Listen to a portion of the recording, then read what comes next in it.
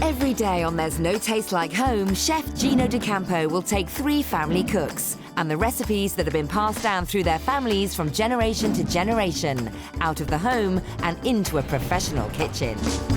OK, come on, come on. Together, they'll serve up their treasured dishes to paying customers, and the winning dish, judged by Gino, will be added to the restaurant's menu for a month. A happy cooks makes beautiful dinners. To prove that there is no taste like home. On today's show, a North Yorkshire speciality that's been feeding members of a farming family for 4 generations. We needed a dish that could take to the fields when it was threshing time and harvest time. An Arabic recipe from the 1920s that brings back memories of Kuwaiti grandparents. The thing it really reminds me of is going to visit my grandmother and grandfather. We'd go there quite often for like Sunday lunch, and the smell of like the dried lime and the cumin and all these smells. And a Sardinian fish dish that dates back 80 years and was the staple diet for a family of fishermen. We always had fish in the family. Fish for breakfast, fish for lunch, fish for dinner.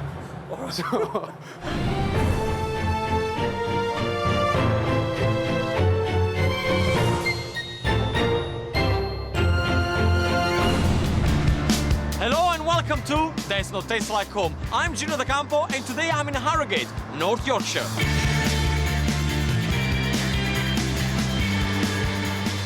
This town has rich tradition for food and drink, famous for its tea room, Harrods Far Water and of course, Farrah's Toffee.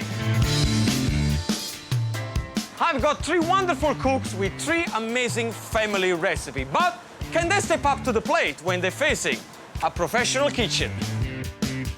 I've bought them in this wonderful restaurant where in a matter of hours they'll be cooking lunch service.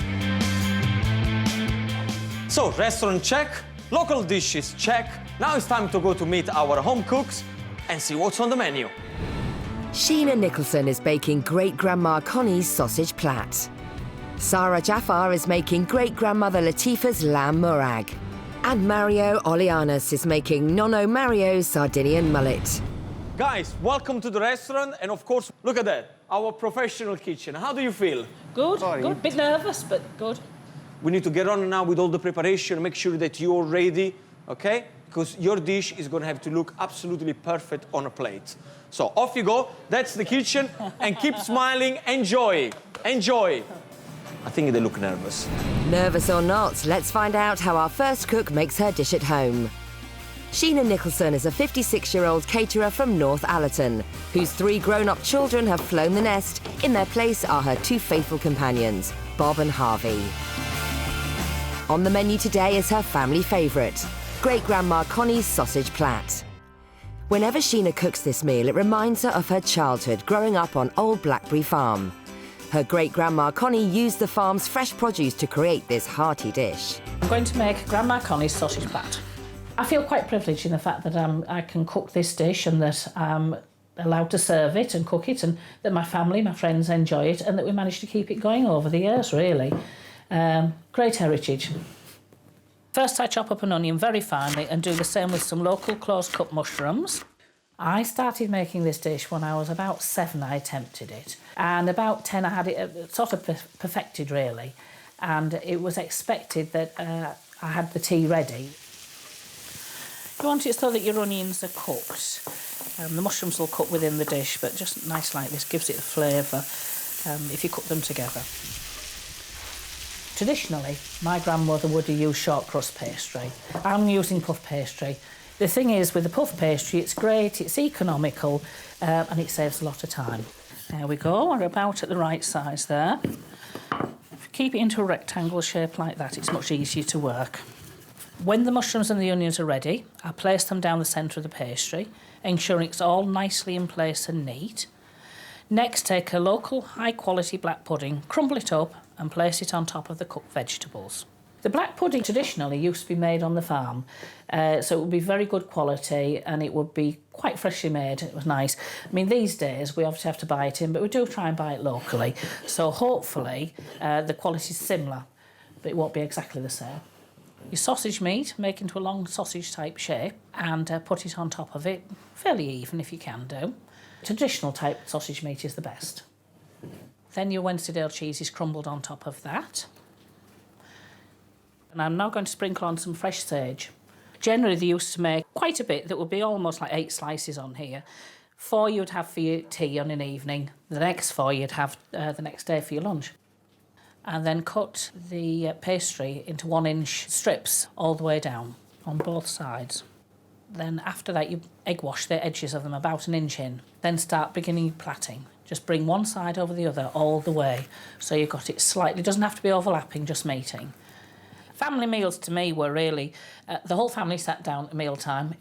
We didn't have snacks. It was a matter of 3 meals a day. And so you were hungry and you were ready for your meals. We think it's a good dish. And it would be really, really nice for the British public to taste it, to try it and enjoy it. That's it. Now we're going to put it onto the tray. Then I'm going to egg wash it. There we go. That's your completed dish. I'm going to put it onto the top shelf for 30 minutes. OK, I'm just going to knock up the red currant and red wine sauce to go with it. Simply take 3 tablespoons of red currant jelly, about a cup of red wine, and then maybe half a pint of hot water, and add a couple of spoonfuls of gravy granules. Now the plait should be cooked. Cut it into chunky slices, sprinkle it with watercress, and then pour over the sauce. That's Sheena's great-grandma Connie's sausage plait, a delicious dish with a fascinating heritage to match. Tell me a little bit more about this dish. I mean, how old do you think this dish has been in your family? Well, I know it's 3 generations from me. So your mum, your grandmother... And my great-grandmother. Great-grandmother. Sheena's great-grandma Connie lived her whole life on Old Blackberry Farm in the heart of the Yorkshire Dales, and sausage plait was her favourite recipe to feed the family. Great-grandma Connie passed the recipe down to Sheena's parents, Jean and Henry, who in turn taught it to Sheena. I think they needed a dish they could take to the fields when it was threshing time and harvest time. They could eat for the lunches and have it cold the next day for taking it down the fields or have it lunch with pickles, things like that.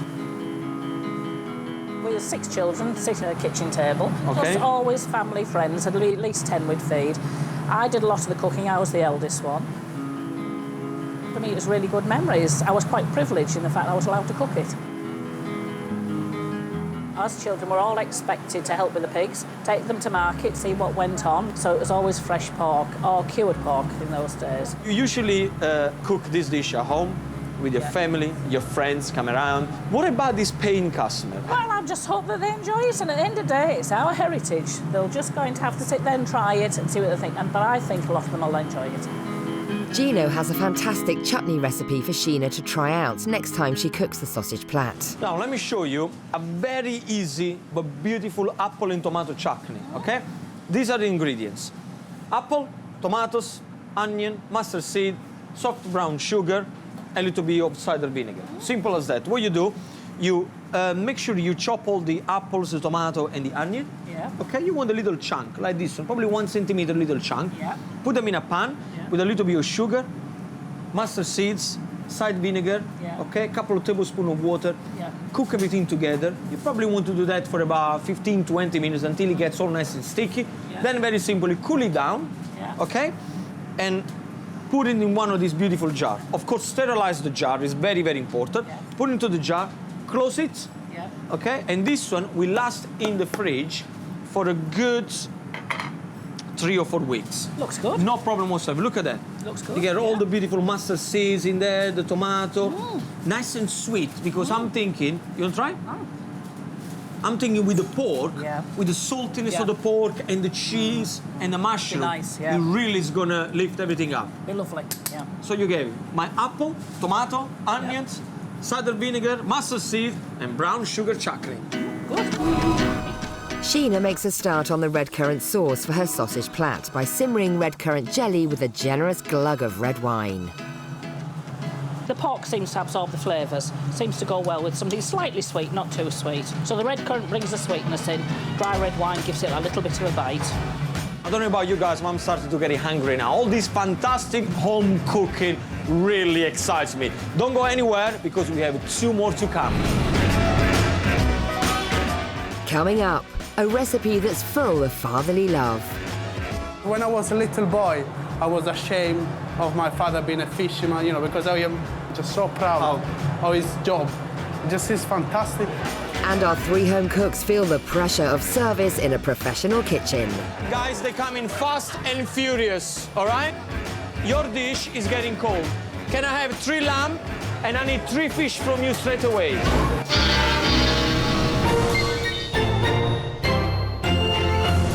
Welcome back to Does Not Taste Like Home. Today I'm in Yorkshire, and as you can see in the back, I got my 3 home cooks ready in the professional kitchen to serve up their family favorites. And things are starting to get really, really hot in here.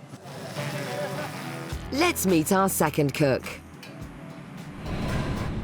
35-year-old Sarah Jaffar lives in Harrogate with her 2-year-old daughter Mia and partner Rob. Today, she's creating a Middle Eastern dish, her great-grandmother Latifa's lamb murag. This recipe was first cooked by Sarah's great-grandmother in Kuwait during the 1920s. She then passed it down to Sarah's grandma, Miriam. So today I'm going to show you how to make my great-grandmother Latifa's lamb murag. First of all, I'm going to take these cardamom pods and I'm just going to bash them a bit. Then put the seeds along with the cumin seeds, coriander seeds and allspice berries into a pan to toast. I've always grown up with, spices being used a lot around the house, not even just in Kuwaiti dishes, but in all sorts of cooking. Once they're ready, you put them into a pestle and mortar along with the cinnamon, turmeric and dried lime. Once they're well ground, put them on the lamb to marinate it. Just like any dry spice rub, really, you just want to rub it on the meat. My father would do it this way as well, and my grandmother would have done. Now I'm using neck for this dish because it's quite traditional to use neck. It makes me think of my grandmother and the really happy times that we used to have going to have lunch with her and my grandfather. Once you've removed your meat from the pan, you can add your onions and the remaining marinade mix. So I'm going to add a combination of garlic. So this is our mountain garlic, which they would use traditionally in Kuwait. It's garlic, it just grows wild. Kuwaiti cooking traditionally would use quite a lot of garlic. So we're just going to put it in a small bowl and put some hot water on it. I'm going to put our meat back in. Our aubergines, these chopped tomatoes, a tin of tomatoes, some tomato puree, some water in, and that's our mountain garlic going in. And I'm also, at this point, going to put in a dried lime. Simmer for about 2 hours. I'm going to get on and make the dahous. So first of all, I'm going to add chopped onions, and then we'll add our spices and garlic in a minute. I'm going to put in some ground cumin and also some ground coriander. So I'll put the sliced garlic in first. Then we're going to add our garlic from the garlic press. So now we just want to give this a good mix so that all the spices coat the onion and the garlic. I'm going to put in the chopped tomatoes. Then we can add our tin of tomatoes. And then last of all, I'm going to put some tomato puree in. Again, a good teaspoonful, heaped teaspoon. And finally, add our lime. The dried lime's a really traditional thing to add to a tomato-based dish, and it just gives it quite a nice citrusy back note. So now it's ready to be covered, and we'll leave that to cook for about 45 minutes. To do the rice, I'm going to start by doing the onions, and we're just going to slowly let these cook. I'm just going to add a little bit of butter, which I don't think is something my grandmother would have done, but I just think it lends a nice flavour to the dish. So now we're ready to add our spices. These are the ground cardamom. And then also I'm going to put some cinnamon in, and this time I'm going to use a cinnamon stick. And next we're going to add the water.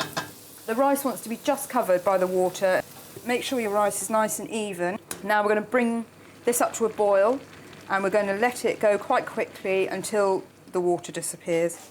There's still a little bit of water down at the bottom. Now this is the point where you want to turn it down and you want to put the lid on. Now we're just going to get ready to serve up our rice. Make sure you get lots of the nice onions. So in Kuwait, the rice that sticks to the bottom of the pan is actually considered a delicacy.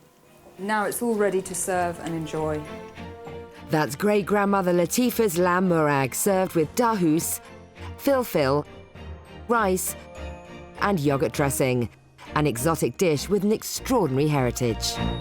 Tell me about this dish. Well, I think probably the first person in the family that I know of to have made this dish was my great-grandmother, Latifa. It was actually Sarah's grandmother, Miriam, Latifa's daughter, who Sarah remembers as the real champion of this special family recipe. It was just using up the food that they had around, and obviously this uses lamb neck, which is, you know, quite a cheap cut. Spices, of course, very Yes. Middle East. You know, partly for seasoning and partly for preserving the meat. You know, to make in the hot country, obviously things go off much more quickly, so that's one of the reasons they use quite a lot of spices. Sarah's grandmother, Miriam, met and married Khalid, Sarah's grandfather, in Kuwait in the 1930s.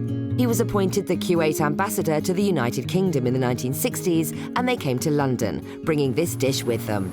The thing it really reminds me of is going to visit my grandmother and grandfather. They, as much as they're from Kuwait, they used to live in London like 6 months of the year. We'd go there quite often for like Sunday lunch, and the smell of like the dried lime and the cumin and all these smells.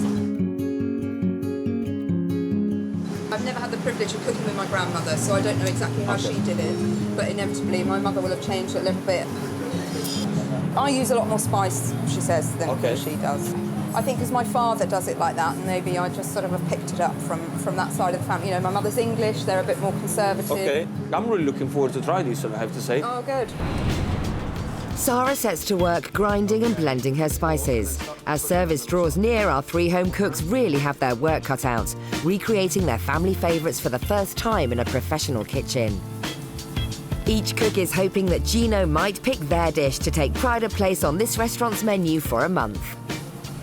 I just met two very passionate cooks with great recipe, plenty of history, but you know what? I have one more to go. So how does our final cook make his dish at home? Mario Olianas is a 28-year-old delivery driver who lives in Leeds with wife Sonia and sons Raphael and Lawrence. Mario's grandfather, Nonno Mario, was a fisherman in Sardinia who would set out to sea on a Monday and then return home on a Friday. Whilst at sea, Nonno Mario's mullet cooked in a bag recipe was the crew's favourite. We started preparing the mullet. This method is like my dad and my grandfather used to do it, and it just basically for keeping all the juice and the goodness of the fish inside the bag. Little parsley, lemon zest for to give it acidity, garlic, drizzle olive oil and white wine, and just wrap it up and we bang it in the oven. A drop for the cook.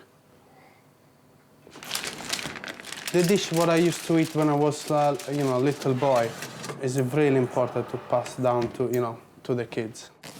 And now we're just preparing the base for the mussel. It's really simple and plain. It's just shallot, garlic, parsley. It's a really simple dish to do and really healthy, and it's a really good twist to fish and chips. It's still fish and chips, but with a twist. Next, we add the clean mussel on the pan with a splash of white wine. And we just leave it then for 5-10 minutes. So now the potato and the courgettes I cook every day. My wife, she's not that good. A couple of dishes, but no. I always remember this dish when I was a little boy because, being my father, my grandfather being fishermen, we just used to eat this dish or other dish like every single day. Basically, it's peeling the potato and slice the courgettes. So we can start to line the potato first. Just roughly lay them one on top of each other. The courgette, they can be even just roughly pulled, so because they release quite a lot of juice. Potato, courgette, is basically similar to Italian lasagna. That is the pecorino stagionato. It's the traditional sheep cheese from Sardinia. My dad used to do like a swap. He used to give the fish, and the guy used to give him the pecorino. Just grate it on the oven top. Basically just normal vegetable stock, and just put it over the potato. What we're gonna just do, just put it in the oven, 180 for about an hour. If it's nice and soft in the middle and crispy on top, it's done. Now it's time to serve up. That's Grandpa Mario's Sardinian mullet with potato and courgette bake and mussels, a delicious Mediterranean dish. Now, tell me a little bit about this recipe, because I'm really interested in a good old-fashioned Italian recipe. My grandfather used What's to his name was? Mario. I used to go fishing and come back, you know, just grab all the fish, go back home and just cook. Straight from the sea. Yeah. That's the most beautiful thing. My grandfather used just cook the fish in the bag, you know, the mussel was separate, and we put it all together. Was he putting wine as well? Yeah, of course. My father is still a fisherman, and when I go on holiday, I'm with him 2 weeks just fishing. When I was a little boy, I was ashamed of my father being a fisherman, you know, because all my friends were there, who was the top solicitor, who was the thing. But just now, because I'm growing up, I realize I'm just so proud of his job. Just is fantastic. Lots of people, they pay lots of money to do that kind of life. We always had fish in the family. Fish for breakfast, fish for lunch, fish for dinner. So, it's come back after school, Mom, what's for dinner? Oh, Fish. Papa, fish. Has your son cooked the fish? Oh, definitely. He's already learned how to cook, go the fish, scale it. He's already handled the fish. He's got no problem at all. So he can actually gut the fish. Yeah.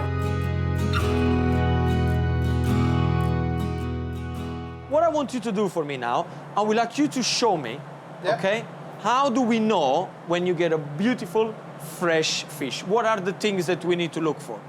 Okay. First thing, the eyes, nice shiny eyes. And the second thing, the smell. If the fish start to smell, it's all. I always say, good if fish. the fish smells of the sea, It's fresh. you are on a winner. Definitely on a winner. With only 2 hours to go before service, the pressure is really beginning to show. Our 3 home cooks are busy preparing their dishes, this time for a restaurant full of paying customers. Sheena has made a great start with her great-grandma Connie's sausage plait, but knows there's still a long way to go. OK, so far. Got all the sausage back made up, it's going to be put into the oven soon. So hopefully I should be on the ball. Sarah is trying to get to grips with a professional gas range. Unused to cooking on such a grand scale, she's in real danger of burning the lamb, which would spell disaster for her great-grandmother Latifa's lamb murag. It's really difficult to get the heat right. It's either like really low or really high. And I was using a small pan earlier, and that's a nightmare because it's a big gas ring, and so the flame just goes either side of the pan and not kind of underneath. Mario will be serving his grandfather Mario's Sardinian mullet as fillets rather than whole fish. So far, he seems happy with his progress, but during service, he will be under the most pressure as his dish must be cooked to order. I'm getting there, I get it there. I just wrapping the fish up now, ready to put in the oven when the customer starts to order. I'm fine. So the menu is complete for today. 3 great cooks, 3 amazing recipes. Now the only thing we have to do is to serve them to the people of Yorkshire. Coming up, Listen, I know that your dish is complicated, but you're taking far too much space. service for 50 diners is just round the corner and the temperature is rising for our 3 home cooks. Can I have hot plates? They're getting a little hot, I've got to say. And one diner is not happy with their dish. What's happened? Chef, table 28. She'd like some potatoes with a dish as a recommendation.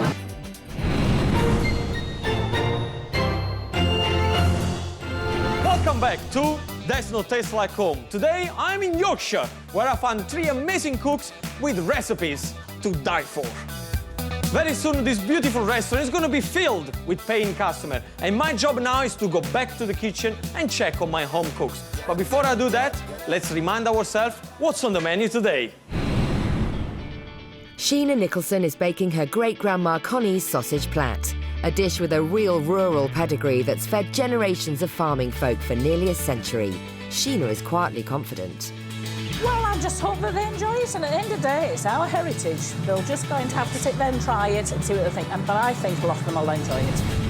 Sarah Jaffar is cooking her great-grandma Latifa's lamb murag, served with dahous, filfil and yoghurt dressing.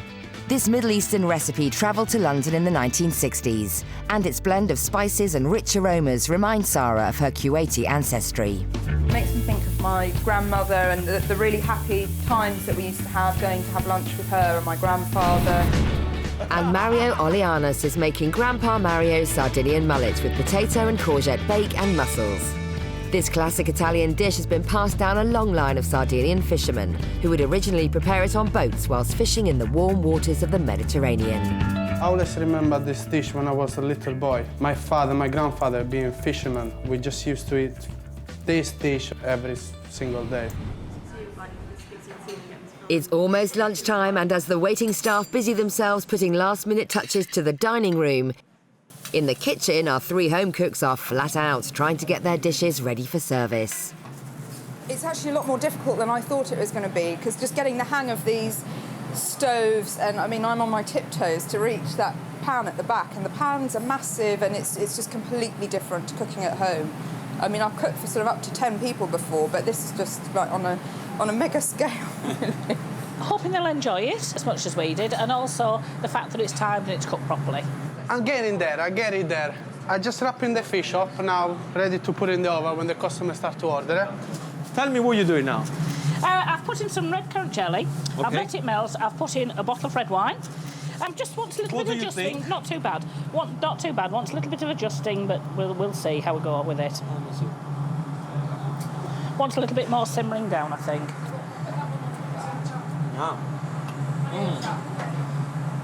Okay. I like that. Good. I think it needs to be thicker. Yeah, I'll simmer it down and bring it down a bit. Probably it's a little too sweet to me. Yeah, Yeah? I think so, yeah. So maybe what we need to do, I mean, Yeah. you know, this That's is your fine, recipe. yes. I would slightly, with a little bit more salt and pepper. I'll tell you Yeah. why. Because then you have a good balance of Yeah. savory. When it's too sweet, Yeah. it's not really good. No, it'll knock the flavours in you. It will just knock won't the... it? Yeah, exactly. No, brilliant. Will do. You know exactly what you're doing. Thank you. Ah, Super Mario! Hey, Gino. What's happening here? I'm just preparing the fish al cartoccio. Okay. So just... So this is the portion? That is the portion, single portion for the customer. So this is going to be a quite difficult one because you're going to have to think how many, you're going to have to guess how many. I'm gonna start, I think, with 2 or 3. And if the order start to increase. Are you going to do a check time? Yeah, I already put a... Of course, actually, I put a one... How long do you reckon? Put a 5 minutes ago, I put a fish inside the... This is very important. Very important is to get this fish right, because fish is such a delicate ingredient. If we get it wrong, if it's gonna get dry, I'm gonna have to send it back because you just don't get the best out of it. See what's happening here? The flesh of the fish is still pink, hasn't changed the color. Of course, if you're serving sushi, this is perfect. That's perfect. But we are not doing sushi, Mario. We do Definitely Italian no food, sushi. no sushi. Okay. Sarah, how are we doing? Yeah, good, thank you. Okay, what are you doing here? That's a big batch Yeah, I'm just sweating down my onions for the rice. for the rice. Oh, I see. Is it difficult to do it big batch compared to when you usually do it for 4 or 5 people? I'll tell you later. Have you ever tried to do it for 20, 30 people? No. Okay, so we have the onion doing for the rice. Yeah. What's happening after? Okay, over here we've got our tomato sauce. Let me see the top. Can I? Yeah. The beautiful tomato sauce cooking down, reducing. Yeah. What have we in got here? We've got our marrow. Look at that. Everything bubbling away. Yeah. You know the thing that I was surprised, you haven't salted the aubergine at all. No, I didn't. No. You just leave them like that. You don't salt them, you don't roast them, you don't fry them. No. Just the way they are in.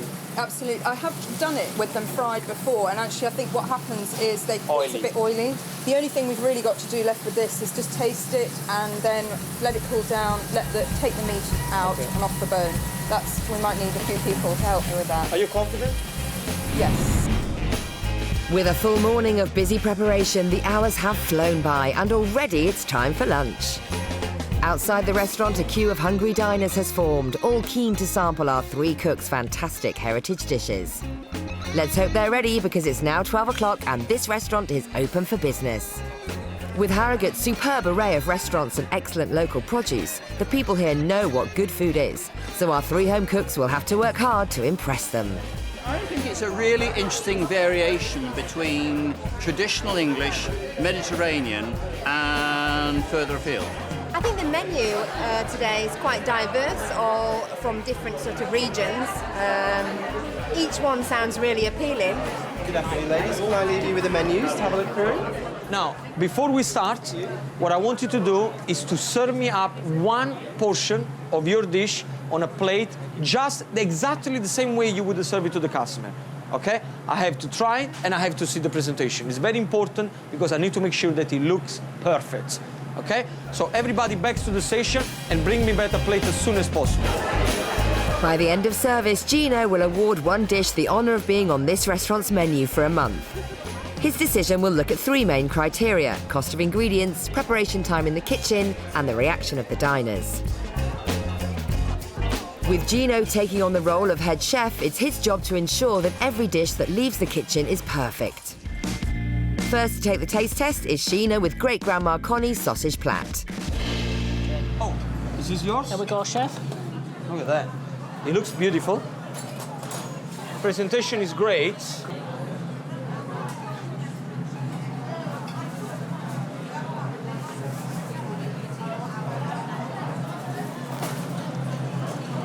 Good. Wow. This dish is amazing. Well presented. Thank you. It's cooked really well. Thank you. Puff pastry is perfect. Yeah. Great balance with the cheese and the pork inside with the mushroom. Yeah. Is this the same way you serve it at home? Yes, it is, yes. Thank Your you. family is a very lucky family. Thank you very much. No, thank you. Next, Gino will taste Sarah's great-grandma Latifa's lamb murag, served with dahous, filfil and yoghurt dressing. Look at that. Beautiful. Oh, thank you. Traditionally, this is how we would serve it, on the bone, and I sort of thought maybe for a restaurant we should take it off the bone, but... I don't think so. This dish has got a lot of history. Yes. And I want you to keep this dish exactly the same way.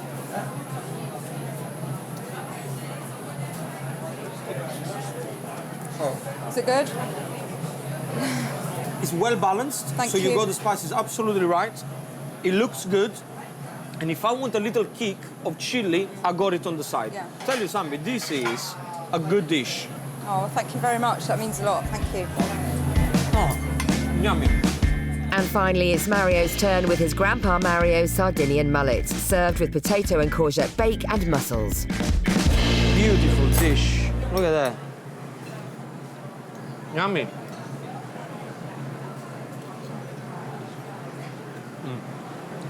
Lovely dish. Really, really beautiful. I'll tell you what I like.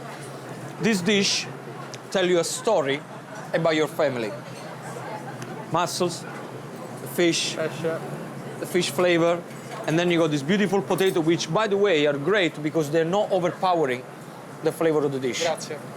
You have some beautiful juices here. Can you see this? Yeah. This is golden liquid. Put a little bit of the juice on top of the fish, sprinkle of salt, job done. Good work, man. Grazie, Gino. Fantastico. Grazie. Gino is happy with all three dishes and allows service to begin. Thank you very much. Now is when we all get serious about it, okay? And whenever I'm here and I'm shouting the orders, I need to know that you understand my orders. The only way to do it, you need to answer back to me. The ticket will come in, I'm gonna shout your dish, okay? And the only thing I want you to hear is yes, Gino, or yes, chef, okay? Yes, if chef. you need a certain amount of time to finish off your dish, just tell me, Gino, 1 minute. 30 seconds, 20 seconds, keep me update all the time. What can I get for you? Let's start with you, if that's all right? The great-grandma Connie's sausage plat, please. The lamb murag, please. Let's get it in position. We got a ticket coming in. Let the theater commence. Okay, guys, first 3 table in. 1 fish, 1 lamb, 1 pork. Yes, chef. Come on. Then can I have 3 more lamb? Yes, chef. And can I have 3 more fish? Sì, Gino. How long for the pork? 30 seconds. 30 seconds. Fish? Another 5 minutes. 5 minutes. Stay there with the pork. The lamb as well. Stay there, yeah? Don't cut too much in advance. It's gonna dry inside. Okay, sir. I can smell burnt garlic.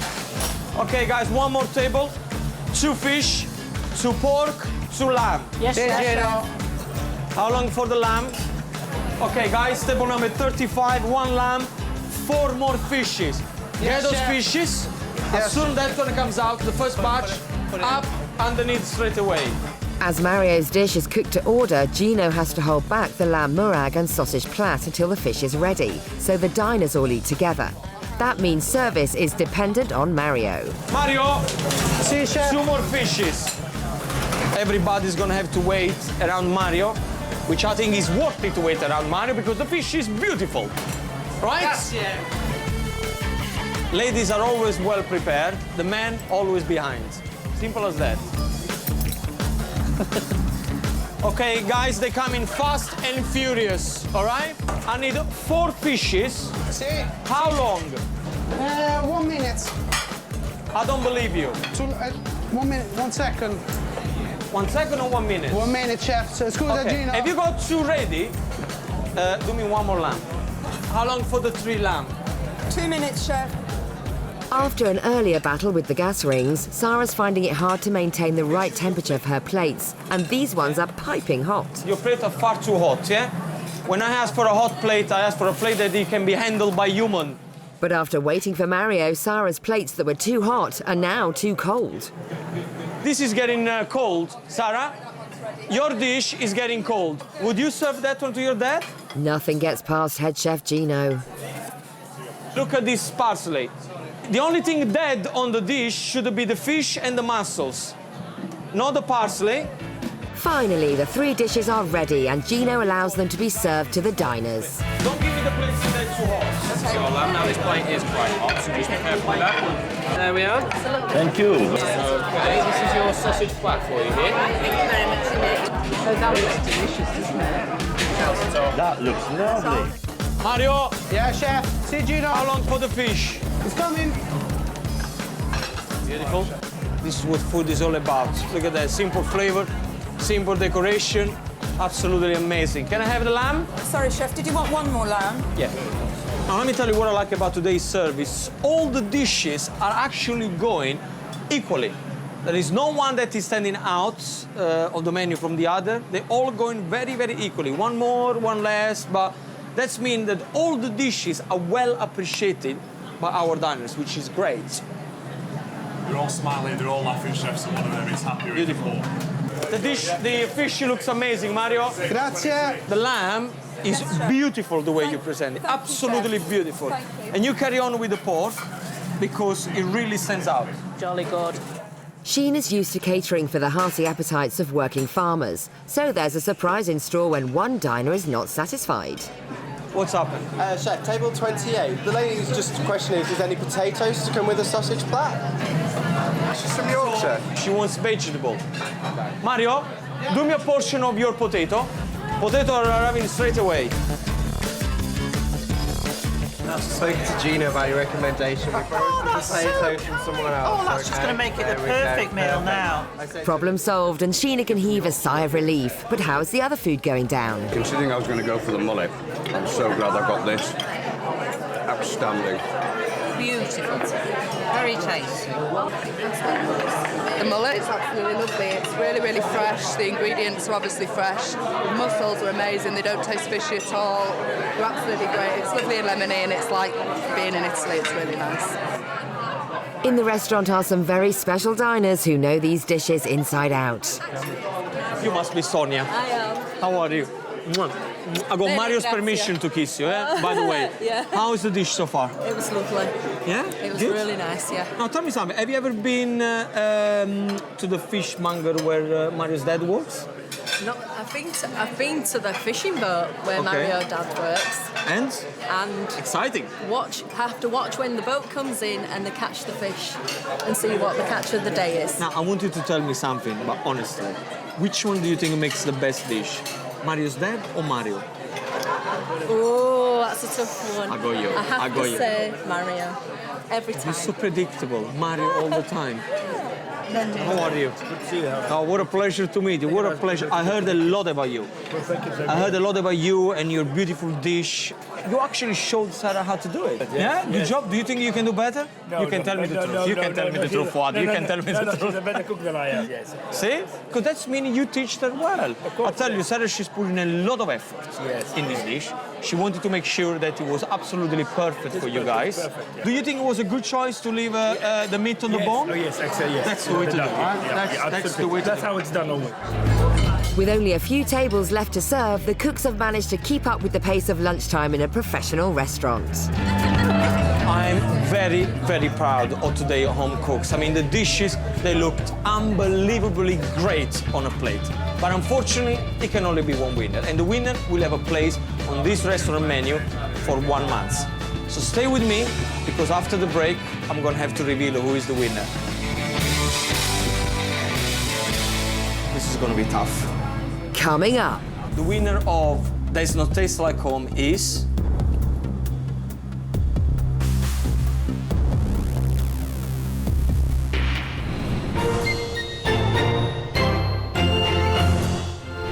Welcome to a professional kitchen. Your dish is getting cold. Chef Gino D'Acampo is on a mission to prove there's no taste like home. You know which one is which? OK, chef. He's found 3 home cooks with 3 historic family recipes. Together, they've taken over a restaurant in Harrogate, North Yorkshire. It's a full house, and as a result, the orders have come through thick and fast. Glad we're getting towards the end of service. It's pretty hectic. And our cooks have risen to the challenge. Table number 25, done. Service is nearly over, and the cooks are all hoping that Gino will choose their dish as the winner and secure a place on the restaurant's menu for a month. OK, guys, please. We are on the last few tables. Table number 32, yeah? Beautiful, beautiful. OK, guys, the last 2 lamb. A round of applause for yourself, because you really worked really, really hard. Service is finished, and our cooks have done all they can to showcase their home-cooked dish. It's now up to the diners, the restaurant's head chef and manager to help Gino pick today's winning dish.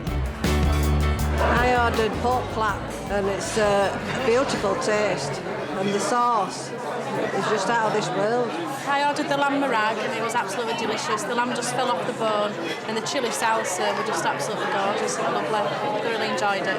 You can't teach home cooking. It's something that gets passed down in families, and it's lovely to actually come out and experience a meal like this. Well, they seem to have enjoyed them, but the difficult decision of which to pick is with Gino. Will it be Sheena Nicholson's great-grandma Connie's sausage plat? A rustic favourite that goes back many generations and was enjoyed by farmers working the fields of the Yorkshire Dales. I think they needed a dish they could take to the fields when it was threshing time and harvest time. They could eat for the lunches and have it cold the next day with pickles, things like that. Or will it be Mario Oleanos and his grandpa Mario's Sardinian mullet served with potato and courgette bacon mussels? This dish was perfected by generations of Sardinian fishermen who would cook it with fresh fish straight out of the sea. My grandfather used to go fishing and come back, you know, just grab all the fish, go back home and just cook. Yeah. Straight from the sea. Yeah. That's the most beautiful thing.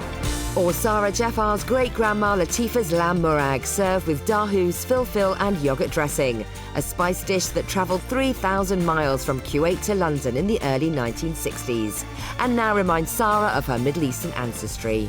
The thing it really reminds me of is going to visit my grandmother and grandfather. We'd go there quite often for like Sunday lunch, and the smell of like the dried lime and the cumin and all these smells. OK, guys, have you enjoyed the food? Yeah! It was good, was it? Yeah! Well, let me introduce you, OK, our 3 home cooks. Please welcome. OK? You good? Everything OK? Listen, everybody enjoyed, OK? You know how much I love the dishes. Today is probably the most difficult day as far as concerning me, because I have to choose one of the dishes. They all looked very good. They all tasted very, very good as well. But unfortunately, we can only have one winner, OK? You are all winner already. But today, the winner of Does Not Taste Like Home is...